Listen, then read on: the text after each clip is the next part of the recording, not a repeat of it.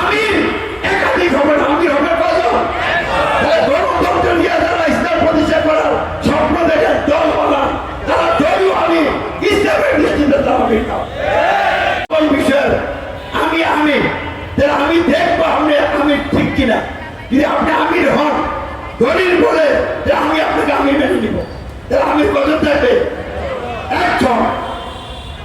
যেহেতু আমি ঘোষণা দিয়ে বেড়েছি, হয়তো আপনারা আমাকে মানবেন, অথবা সাহস করে মাথা উঁচু করে কোরআনের গাইডলাইন অনুযায়ী রাসূলের অনুকরণে একমাত্র আল্লাহকে ভয় করে সবার ক্ষমার নিজ থেকে নেতৃত্ব দিবেন, আমার সামনে আগাবেন, তাহলে আমি আপনাকে মেনে নিব।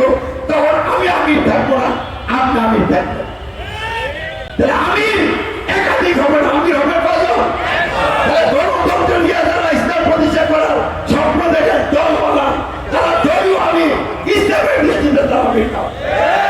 যারা নিরিবিলি ধর্মচর্চা করেন, পীর মাসের কম, তাবলীগ জামাতের আমির কম, এরকম অনেক দল আছে না, যারা রাজনৈতিক ক্ষেত্রে বাতিল তন্ত্র মেনে নিয়ে ধর্ম নিয়ে আছেন, আপনারা জাহিলাতের অধীনে আছেন।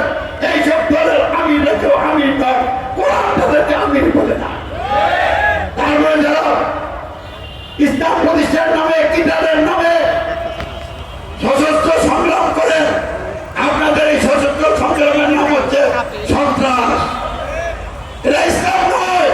রমজান মাসে রোজা ফরজ, আর কেউ যদি বলে মুহররম মাসে রোজা ফরজ, তাহলে এটা কি কোরআনের কথা হবে, ইসলামের কথা হবে, তার নিজের কথা হবে?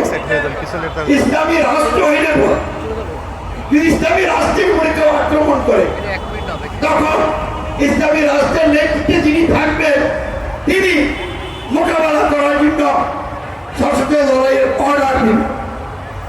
তখন কিতাল বলবে এটা হবে ইসলাম।